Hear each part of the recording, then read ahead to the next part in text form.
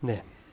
다음은 컨텍스트 프리 그래머를 우리가 기술할 때 지금까지 한 가지 방법만 얘기를 했었는데 그건 언어학에서 나온 그 이론적인 표기법, 그리고 우리는 이제 처음 배우는 거기 때문에 매우 심플한 문법들만 다뤘었고, 그래서 넌 터미널을 대문자로 표기를 하고 터미널은 소문자 또는 괄호, 콤마 이런 것들을 사용했었는데, 이제 실제 고급 언어를 기술하려면 넌 터미널 26개만 가지고는 문법을 기술하는데 부족하겠죠.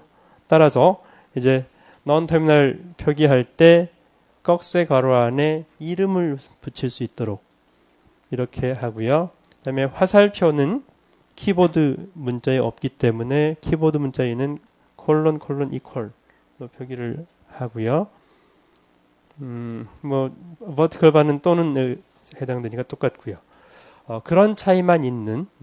그리고 우리가 터미널 표현할 때도 터미널 보통 A, B, C, 0, 1 한 개씩만 가지고 예를 들었었잖아요. 근데 실질적으로는 언어를 기술할 때는 if, for, while 같은 이런 게 이제 하나의 터미널이거든요. 그러면 두 개 이상의 문자로 구성된 터미널들을 기술할 필요가 있어요.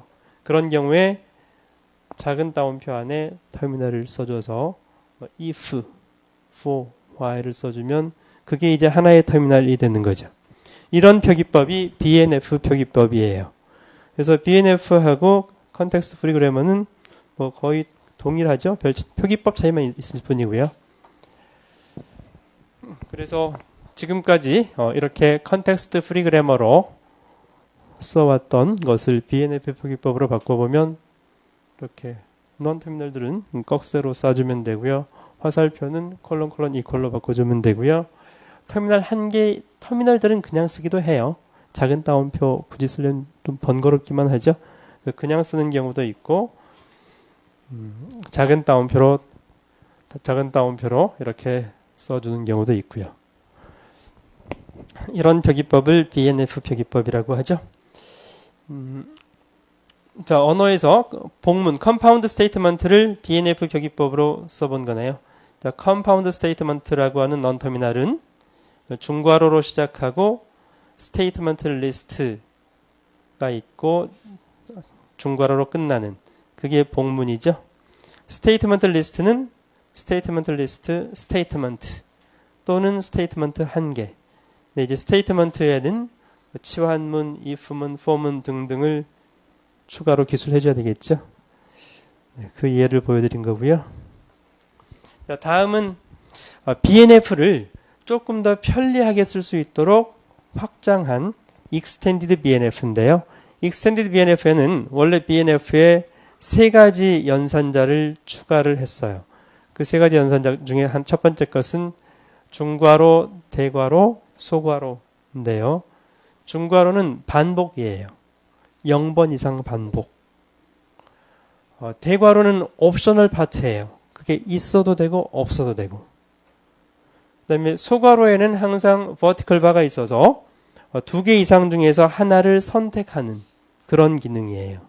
그래서 이 세 가지 기능을 써서 예를 들어보면 방금 전에 컴파운드 스테이트먼트는 스테이트먼트가 중괄호 안에 여기서는 하나 이상이네요. 중괄호 하나 이상인 것을 기술하고 싶은데 하나는 있어야 되고요. 문장 하나는 있어야 되고 두 번째, 세 번째, 네 번째는 중괄호로 표현을 해서 0번 이상 반복.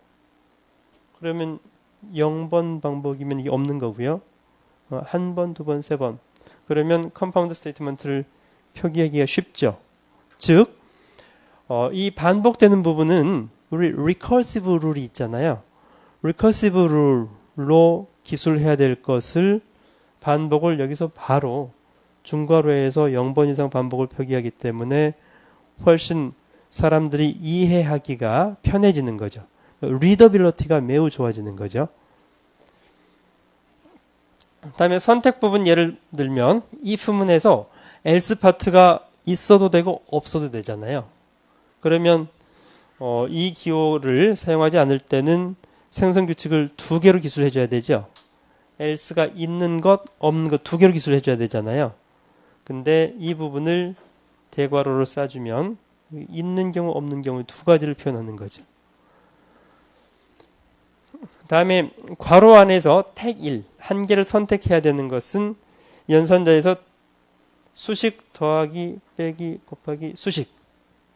그때 이 경우에는 덧셈인 경우, 뺄셈인 경우, 곱셈인 경우, 나눗셈인 경우 네 개의 생성 규칙을 기술해 줘야 되는데 동일한 부분이잖아요. 다른 부분만 소괄호를 써서 여기서 선택하게끔.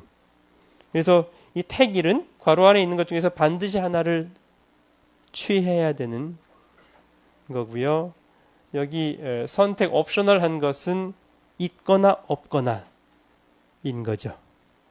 그래서 BNF는 컨텍스트 프리 그래머하고 똑같으니까요. 거기에 추가로 요 세 개의 연산자를 추가한 게 eBNF다. 그래서 eBNF로 기술하게 되면 훨씬 편해지겠죠. 조금 더 사람 쪽에 가까워지는 그런 형태의 표기법이 되겠네요. 다음 표기법 방법은 구문도표, 신텍스 다이어그램인데요. 신텍스 다이어그램은 각 문법 규칙들을, 생성 규칙들을 그림으로 그려준 거죠. 그림으로 그려주면 훨씬 이해하기가 편하잖아요. 그래서 이제 이 그림, 각 생성 규칙을 그림으로 그릴 때 노테이션이 터미널 심벌들은 원 안에 표기를 해요. 터미널 A. 네, 넌 터미널들은 네모 사각형 안에 넌 터미널을 표기를 해요. 그리고 생성 규칙에서 우측에 A, B, C가 나오잖아요. 순서대로 나오면 화살표로 표시를 해서 A 뒤에 B, B 뒤에 C 형태를 화살표의 흐름 경로를 표기하는 거죠. 그래서 예를 들어서 A는 X1, X2, XN 이런 생성 규칙이 있다면 만약 X1, X2, XN이 non 터미널이라면 네모를 표기한다고 그랬었죠. 터미널이라면 1으로 표기한다고 그랬었죠. 이 화살표는 뒤에 오는 것들을 순서대로 표기한다고 했었죠.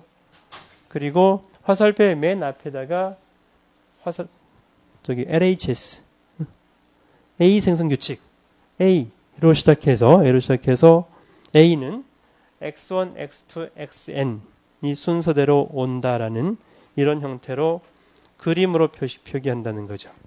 그러면 우리가 이제 규칙 표기할 때 알파 1, 알파 2, 알파 n 개의 생성 규칙을 이게 LHS가 같으면 또는으로 표기한다고 그랬었잖아요. 이런 형태는 A로 시작해서 알파 1, 알파 2, 알파 n 다시 묶어주는 이런 그림으로 그릴 수 있죠. 그러면 이제 모든 생성 규칙들은 이렇게 터미널 1으로 non 터미널 사각형으로 그 다음에 맨 처음에 시작할 때는 그 non 터미널 LHS의 non 터미널로 해서 표기하는 이런 형태가 가능하죠. eBNF에서 세 가지가 추가됐었는데 eBNF도 이 신텍스 다이어그램으로 할 수 있는데요. A는 알파가 0번 이상 반복이다 그러면 A는 바로 바이패스에서 0번으로 지나갈 수도 있고요. 알파를 한 번, 두 번, n번 이렇게 뒤로 돌려서 이런 그림으로 나타낼 수 있겠죠. A는 알파가 선택인 경우에는 알파가 없는 경우에 바로 지나갈 거고요. 여기서 한 번 알파를 거쳐서 지나갈 수도 있고요. 그러면 두 가지가 표현되겠죠. 알파 1 또는 알파 2 소괄호에서 선택하는 택 1 하는 문제는 여기서 알파 1 또는 알파 2를 거쳐서 할 수 있도록 이렇게 그릴 수 있겠죠. 그래서 신텍스 다이어그램을 소개를 했고요. 자, 여기서 A는 터미널 A 또는 괄호 B, 그러니까 왼쪽 괄호 B, 오른쪽 괄호 이렇게 세 개로 이루어진 알파 부분이죠. B는 AC, C는 중괄호 안에 여기서 플러스는 덧셈 기호예요. 터미널 플러스 터미널 뒤에 non 터미널 A가 오는 이런 경우에 대해서 그려보면 여기 알파는 표기가 잘못됐네요. 알파 대신 A라고 생각하시면 되고요. 자, A는 터미널 A를 터미널 통과해서 가거나 또는 왼쪽 괄호 non 터미널 B 오른쪽 괄호 통해서 이렇게 가는 형태로 표기할 수 있겠죠. 자, B는 B는 A 뒤에 C로 그릴 수 있을 테고요.